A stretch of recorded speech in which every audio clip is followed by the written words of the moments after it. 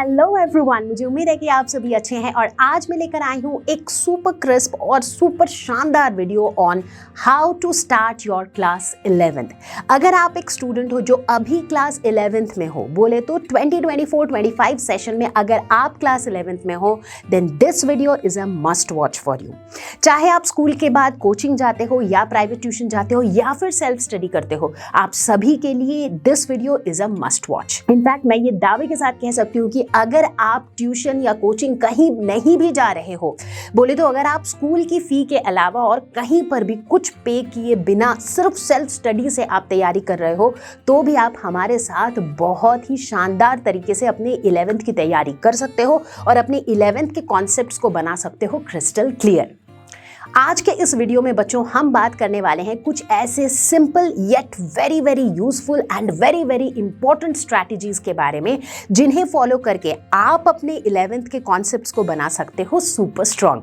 फिर चाहे आप 12th के बाद नीट करो या जेई करो या फिर एनडीए करो या फिर गवर्नमेंट एग्जाम्स की तैयारी करो या फिर किसी भी स्ट्रीम में जाओ, बट एक बात के लिए आप हमेशा श्योर रहोगे कि आपके 11th के कॉन्सेप्ट्स हैं बिल्कुल क्रिस्टल क्लियर। तो बने रहो मेरे साथ अगले सिर्फ 15 मिनट के लिए।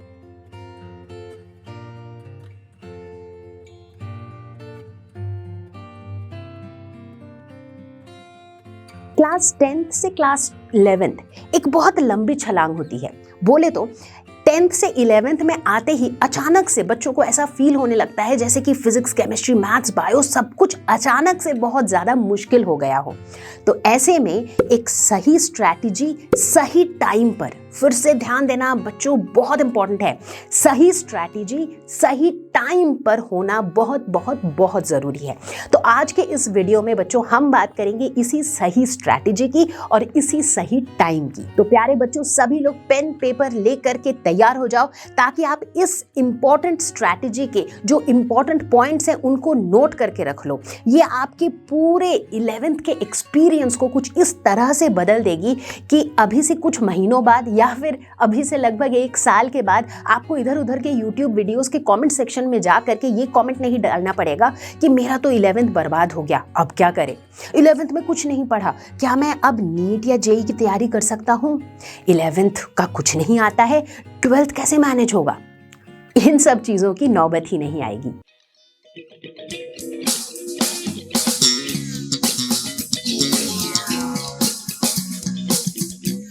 तो बच्चों, क्लास 11th के क्रिस्टल क्लियर स्ट्रैटेजी के लिए हमें चाहिए एक सही स्ट्रैटेजी एट द सही टाइम, यानी कि सही स्ट्रैटेजी सही टाइम पर। सबसे पहले बात करेंगे सही टाइम की। कौन सा है सही time to start our class 11th का जर्नी। क्लास 11th की प्रिपरेशन शुरू करने के लिए सही टाइम क्या है?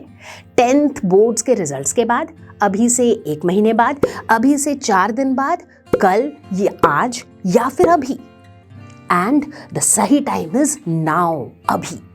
यानी कि जितनी जल्दी हो सके ASAP, as soon as possible, आपको शुरू कर देना है अपने क्लास 11th की जर्नी, यानी कि अपनी क्लास 11th की प्रिपरेशन। कोई रिजल्ट का वेट नहीं करना है, कोई शुभ मुहूर्त का वेट नहीं करना है, आपको शुरू कर देना है जितनी जल्दी हो सके। In fact to be more precise, to give you a deadline, मैं आपको एक डेडलाइन देती हूँ which is 10th of April। आपको इस जर्नी में लग जाना है। ये जर्नी क्या है?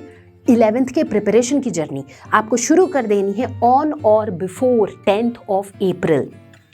अब जैसे ही हम इस जर्नी की शुरुआत की बात करें, why am I using the term journey instead of preparation more? Because journey जब भी हम सोचते हैं तो हमें ऐसा लग रहा है हम कहीं घूमने जा रहे हैं, हम किसी ट्रिप पे जा रहे हैं। तो जर्नी, ये जो शब्द है ना, यही हमें थोड़ा पॉजिटिव फील कराता है, as if it's a journey, we need to enjoy the journey. ठीक उसी तरीके से जब हम 11th की इस जर्नी पे निकल रहे हैं, इसे एक बोझ की तरह मत लो। ऐसे मत सोचो कि अरे यार फिर से पढ़ना है, फिर से क्वेश्चन सॉल्व करने हैं। इसे ऐसे सोचो कि अब नई बुक्स है, नए टॉपिक्स है, नई चीज़ें हैं, नई चीज़ें सीखने को मिलेंगी। एंड ट्रस्ट मी, जब आपको चीज़ें समझ में आती रहती हैं तब पढ़ने का मज़ा ही कुछ अलग हो जाता है। So take this as a journey, start with a very very very positive note, तभी तो जाके इस पूरे जर्नी को आप एंजॉय कर पाओगे विदाउट बीइंग स्ट्रेस्ड आउट। ठीक है, तो हमारा सबसे पहला पॉइंटर क्या है? सही टाइम, और सही टाइम क्या है? नाउ, अब बात करेंगे हम सही स्ट्रैटेजी के बारे में। सही स्ट्रैटेजी क्या है? जब 11th की तैयारी हम शुरू करते हैं, जिसका हमारे दिमाग में ऑलरेडी एक परसेप्शन बना हुआ है कि यार 11th तो बड़ा मुश्किल होता है, बड़ा टफ होता है, तो जिस चीज़ का ऑलरेडी टफ होने का एक परसेप्शन दिमाग में बना हुआ है, उस चीज़ की तैयारी जब हम शुरू करते हैं तो बहुत बार हम वो समुंदर के बीच में लॉस्ट हो जाने वाली हमारी सिचुएशन होती है कि भाई इतना ज़्यादा मुश्किल लग रहा है सब कुछ, फिजिक्स के टॉपिक्स या कॉन्सेप्ट्स इतने मुश्किल लग रहे हैं कि मैंने बिल्कुल हाल ही छोड़ दिया, राइट? ऐसी सिचुएशन अक्सर हमारे साथ होती है। तो इसीलिए जैसे हम शुरुआत ही करेंगे एक स्पेसिफिक स्ट्रैटेजी के साथ, और इस स्ट्रैटेजी से जब आप शुरुआत करोगे तो आपको चीज़ें इतनी मुश्किल लगेंगी ही नहीं। तो बेसिकली बच्चों, हम लोग ना पूरे सिलेबस पे फोकस नहीं करेंगे। फिलहाल हम जो भी डिस्कशन कर रहे हैं ये हम कर रहे हैं majorly around subjects like physics, chemistry, mathematics and biology. अब इनमें से किसी भी सब्जेक्ट के हम पूरे सिलेबस के बारे में नहीं सोचेंगे, हम चैप्टर बाय चैप्टर इनके बारे में सोचेंगे, क्योंकि अब हम 11th की तैयारी शुरू ही कर रहे हैं। चैप्टर 1 पे फोकस करते हैं। क्या फ़र्क पड़ता है कि 15 चैप्टर करने हैं कि 16 चैप्टर करने हैं कि 18 चैप्टर करने हैं? इनके बारे में सोच के और पैनिक होकर तो कोई फ़ायदा नहीं है। तो हम चैप्टर पे फोकस करेंगे, हमारा जो पूरा प्रिपरेशन होगा वो चैप्टर फोकस्ड होगा, ठीक है? हर एक चैप्टर को हम 2 लेवल पे तैयारी करेंगे। हर एक चैप्टर की 2 लेवल्स पे तैयारी होंगी। पहला बेसिक लेवल, दूसरा एडवांस्ड लेवल। मतलब हर चैप्टर की पहले हम बेसिक लेवल तैयारी करेंगे, फिर उसी चैप्टर की हम एडवांस्ड लेवल तैयारी करेंगे, और इस तरीके से हम एक के बाद एक चैप्टर को खत्म करते चलेंगे, ठीक है? अब क्या होता है बेसिक लेवल और एडवांस्ड लेवल? बेसिक लेवल का पहला स्टेप होगा वॉच 1 शॉट वीडियोस, ठीक है? अब आप बोलोगे कि मैम 1 शॉट वीडियोस आपने बनाए हैं इसलिए आप सजेस्ट कर रहे हो। Not really. सबसे पहले मैं 1 शॉट वीडियोस सजेस्ट इसलिए कर रही हूँ क्योंकि ये वीडियोस मैंने बनाए हैं, तो मुझे पता है कि उन वीडियोस को मैंने कैसे बनाए हैं। तो ये जो 1 शॉट वीडियोस हैं, फिजिक्स, केमिस्ट्री, मैथमेटिक्स, बायोलॉजी जिसके वीडियोस अभी नहीं है वो भी अप्रैल से अपलोड होने शुरू हो जाएंगे। तो इन सभी 1 शॉट वीडियोस को बिल्कुल स्क्रैच से बनाया गया है। यानी कि अगर आप 9th के या 10th के कुछ कॉन्सेप्ट्स भूल भी चुके हो, अगर आपको कुछ नहीं भी पता है बैकग्राउंड में, still you will be able to understand each and everything जो भी उस वीडियो में एक्सप्लेन किया गया है। तो उसमें कॉन्सेप्ट सारे समझाए गए हैं और बिल्कुल स्क्रैच से लेकर के समझाया गया है। तो इसीलिए मैं बहुत स्ट्रांगली रेकमेंड करूंगी कि आपका पहला स्टेप होना चाहिए उस चैप्टर का 1 शॉट वीडियो पूरा देखना, ठीक है? पूरा मतलब पूरा। 1 शॉट वीडियो देखते दौरान या देखने के जस्ट बाद आपका नेक्स्ट स्टेप आता है, step number 2, that is read NCERT। चाहे फिजिक्स है, केमिस्ट्री है, मैथ्स है या बायो है, NCERT जरूर रीड करो। In fact to be very honest, अगर आप 1 शॉट वीडियोस सिंसियरली पूरा देखते हो तो आपको लिटरली पूरे NCERT को रीड करने की ज़रूरत होगी नहीं, बिकॉज NCERT का सब कुछ उस 1 शॉट में कवर्ड हो चुका होगा। But still you should go through NCERT एक बार। क्यों? क्योंकि NCERT is your base, it is your base book. बहुत से बच्चे क्या करते हैं कि अरे छोड़ना, NCERT बिल्कुल भी अच्छा नहीं है। I agree to that, to some extent I agree to that कि NCERT में कई बार कई टॉपिक्स इतने क्रिस्प में होते हैं कि कुछ खास समझ में नहीं आता है। बट मैं आपको क्या कह रही हूँ कि 1 शॉट पहले देखो, फिर NCERT को रीड करो तो आपको पूरा समझ में आएगा, ठीक है? अब आता है आपका स्टेप नंबर 3, जिसमें आप क्या करोगे, NCERT के एक्सरसाइज के जो क्वेश्चंस हैं, राइट, अनसॉल्व्ड क्वेश्चंस जो हैं उनको आप सॉल्व करोगे, ठीक है? तो ये 3 स्टेप्स एक साथ में मिलके आपका खत्म होगा बेसिक लेवल प्रिपरेशन। मतलब किसी भी चैप्टर का अगर बेसिक लेवल तैयारी करनी है तो आप 1 शॉट देखोगे, NCERT को रीड थ्रू करोगे फटाफट से, और फिर NCERT के जो क्वेश्चंस हैं उनको आप सॉल्व करोगे, ठीक है? अब जब उस चैप्टर का आपने बेसिक लेवल तैयारी कर लिया, फिर आप मूव करोगे to advanced level of preparation. Advanced level में क्या करोगे, अब उसी चैप्टर का आप एक रेफरेंस बुक से क्वेश्चन सॉल्व करोगे।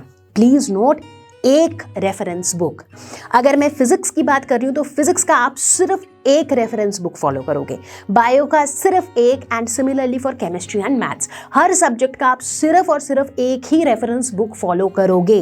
Please do not refer multiple books and confuse yourself. आप एक ही रेफरेंस बुक फॉलो करोगे, ठीक है?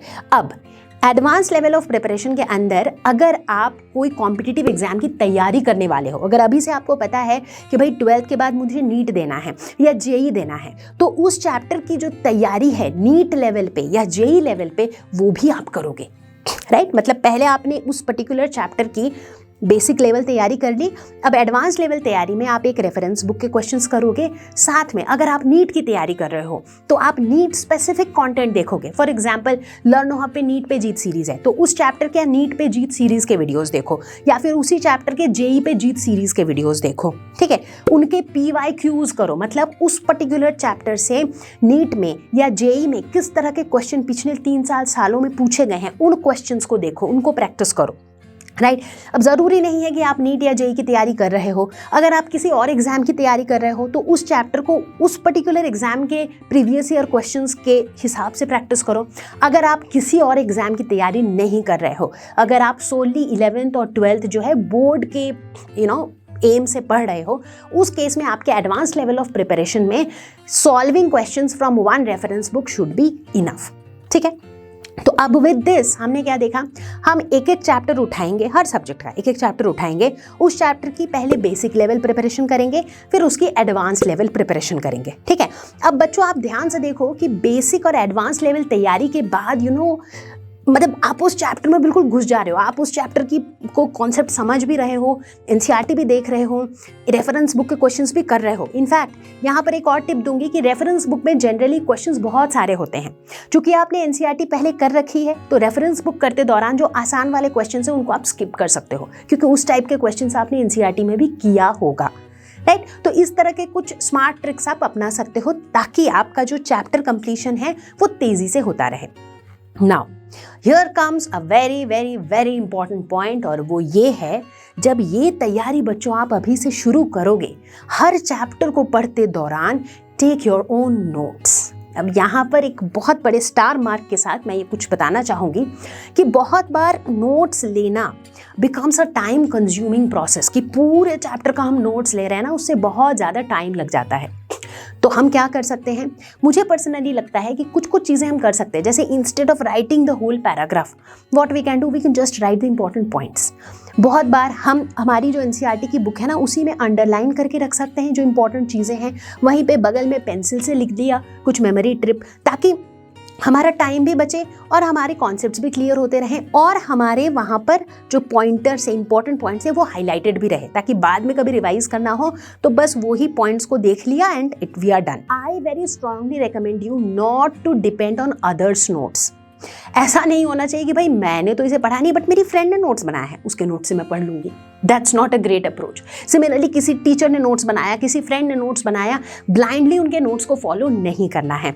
आपको अपने नोट्स अपने तरीके से, शॉर्टकट में हो, अंडरलाइन करके हो, जैसे भी आपको समझ में आता है, फॉर्मूला शीट बना के हो, आप अपने नोट्स खुद लेते रहो right from the start of the year. तो बच्चों ये जो स्ट्रैटेजी अभी अभी हमने डिस्कस करी, सिर्फ ये स्ट्रैटेजी काफी नहीं है, it has to be time bound. Exactly, मतलब ये जो चैप्टर्स आप खत्म करते चलोगे, एक चैप्टर को खत्म करने के लिए लोगे आप कितना टाइम, ये भी आप ही को डिसाइड करना है। किस बेसिस पर डिसाइड करना है, क्योंकि 11th का जो पूरा सिलेबस है इसको आप 5 साल तक तो खत्म करते नहीं चलोगे, इसको आपको एक स्पेसिफिक पीरियड ऑफ टाइम के अंदर ही खत्म करना है, राइट। तो लेट अस से कि हम ये मान के चलते हैं कि हमें 11th का पूरा सिलेबस खत्म करना है बाय 31 जनवरी 2025, ठीक है। अब आप बोलोगे मैम उससे जल्दी क्यों नहीं खत्म कर रहे हैं, बिकॉज अब 11th में आपको बोर्ड्स तो देना नहीं है, जब आप 11th में हो तो उसी साल आपको नीट या जेई भी देना नहीं है। तो मैं ये कहूँगी कि सिलेबस ख़त्म करने के लिए रश करने से अच्छा है सिलेबस को आराम से ख़त्म करो, बट हर एक चैप्टर को बिल्कुल अच्छी तरीके से एकदम अपना स्ट्रॉन्ग होल्ड बनाते हुए एक एक चैप्टर को ख़त्म करो, ठीक है।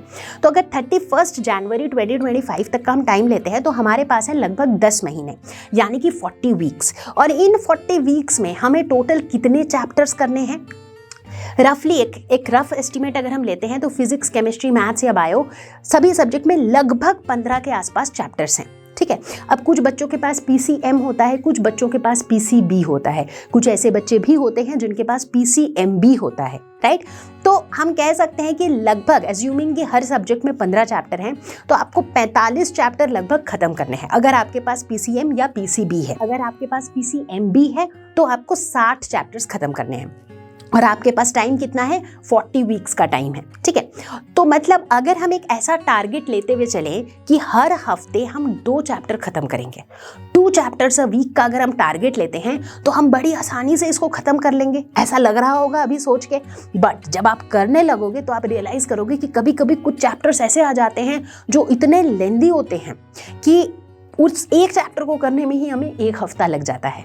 बट नॉट टू वरी, अगर हम शुरुआत करते हैं ऐसे टारगेट से कि 1 हफ्ते में 2 चैप्टर, तो कम से कम क्या होगा कि किसी किसी चैप्टर में अगर पूरा हफ्ता भी लग गया, कभी कभार अगर 1 हफ्ते में 1 चैप्टर भी करते हैं, but still we will be able to complete the entire syllabus on time, ठीक है।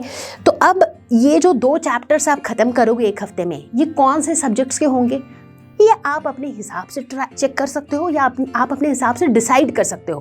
फॉर एग्जाम्पल, इस हफ्ते मैंने फिजिक्स का पहला चैप्टर और मैथ्स का पहला चैप्टर किया, अगले हफ्ते हमने मैथ्स का दूसरा चैप्टर और केमिस्ट्री का पहला चैप्टर किया, उसके अगले हफ्ते हमने केमिस्ट्री का दूसरा चैप्टर और मे बी मैथ्स का दूसरा चैप्टर किया। तो इस तरीके से ना चेंज करते करते हम सभी सब्जेक्ट्स को पैरेलली लेकर के चल सकते हैं और एक एक करके उन सबके चैप्टर्स खत्म कर सकते हैं। अब आप बोलोगे कि मैम आप तो बड़े मजे में स्ट्रैटेजी बता दे रहे हो, ये भी कह दे रहे हो कि हफ्ते में 1 चैप्टर खत्म करो, 2 चैप्टर खत्म करो, लेकिन मैम 11th में तो हमें डेली स्कूल भी जाना होता है और हमारा आधा दिन तो स्कूल में चला जाता है।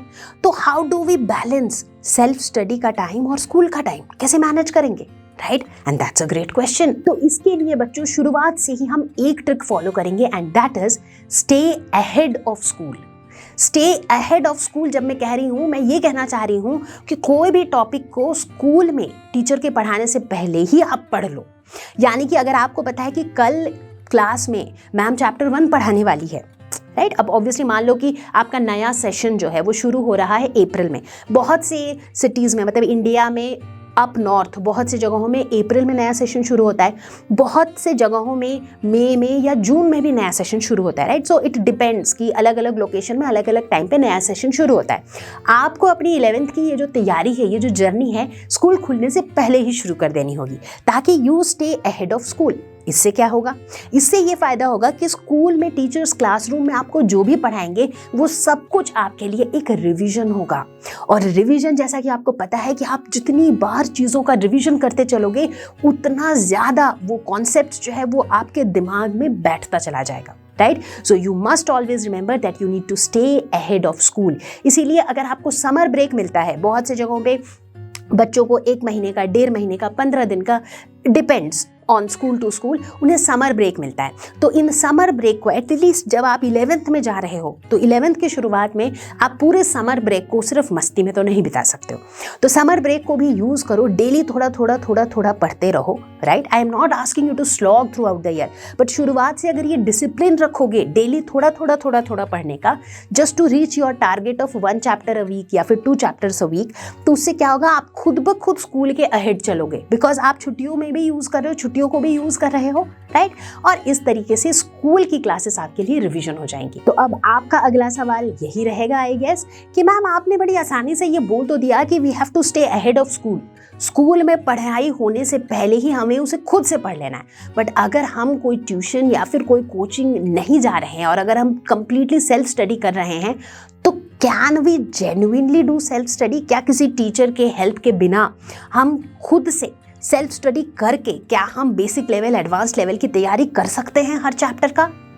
And very genuinely, very honestly my answer is yes, आप कर सकते हो। अब मैं आपको बताती हूँ वो सारे स्टेप्स जो मैंने आपको करने बोले और किस तरीके से उन हर स्टेप में आपके साथ हम हैं, ठीक है?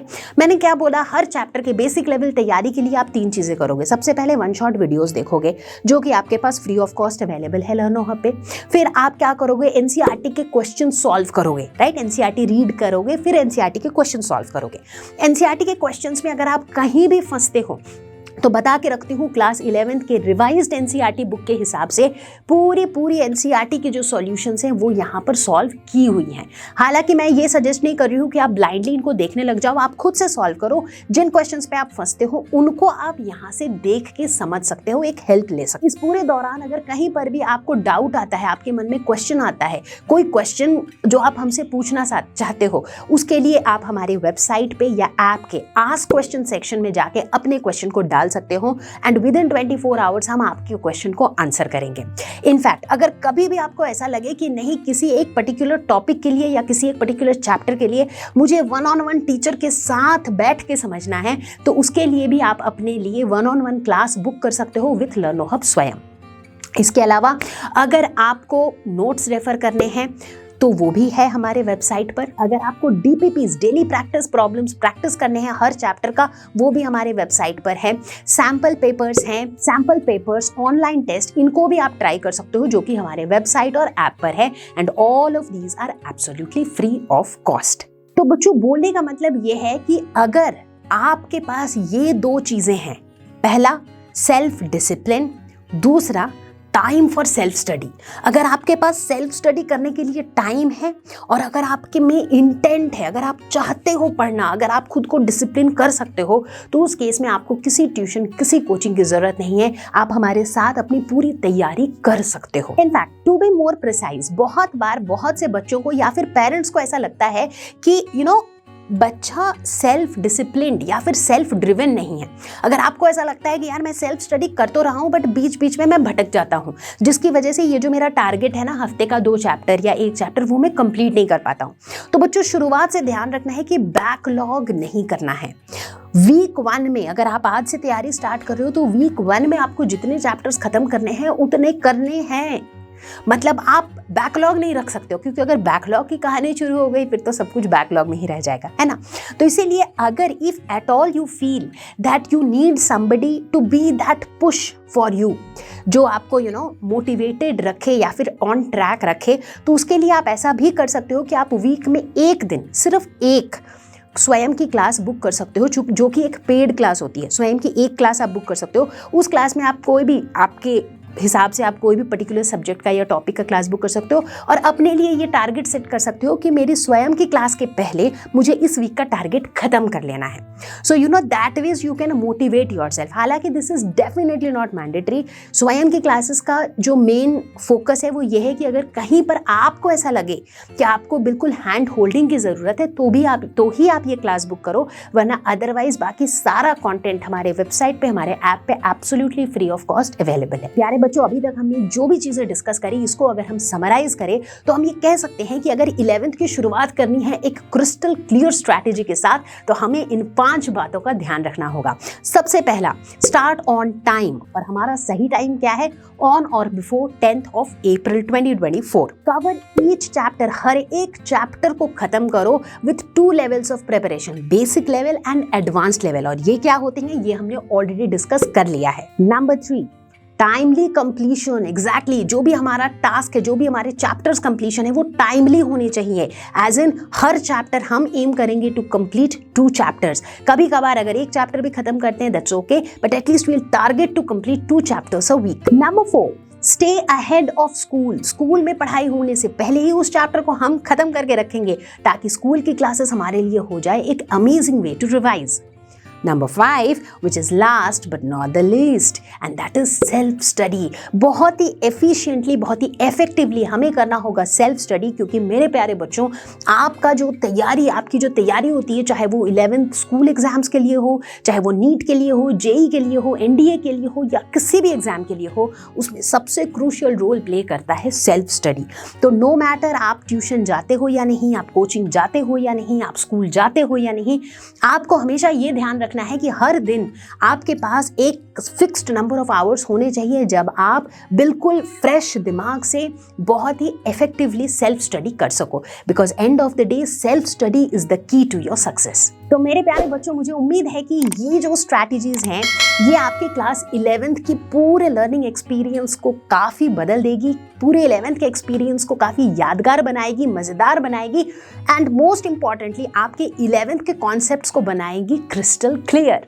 तो अगर आपको लगता है कि आप इन स्ट्रैटेजीज के साथ करोगे एक धुआंधार शुरुआत अपने क्लास 11th की, तो कमेंट सेक्शन में मुझे लिख के बताओ आई कैन, आई विल। और हमारी मुलाकात तो होती ही रहेगी वन शॉट वीडियोस में। और बाकी जैसे जैसे आप अपनी इस 11th की जर्नी में आगे बढ़ते रहो, हमेशा याद रखना कि लर्नो हब रोशनी मैम आपके साथ हमेशा है। तो चलो सभी लोग आराम से रहो, मजे में रहो, stay safe, take care, bye bye.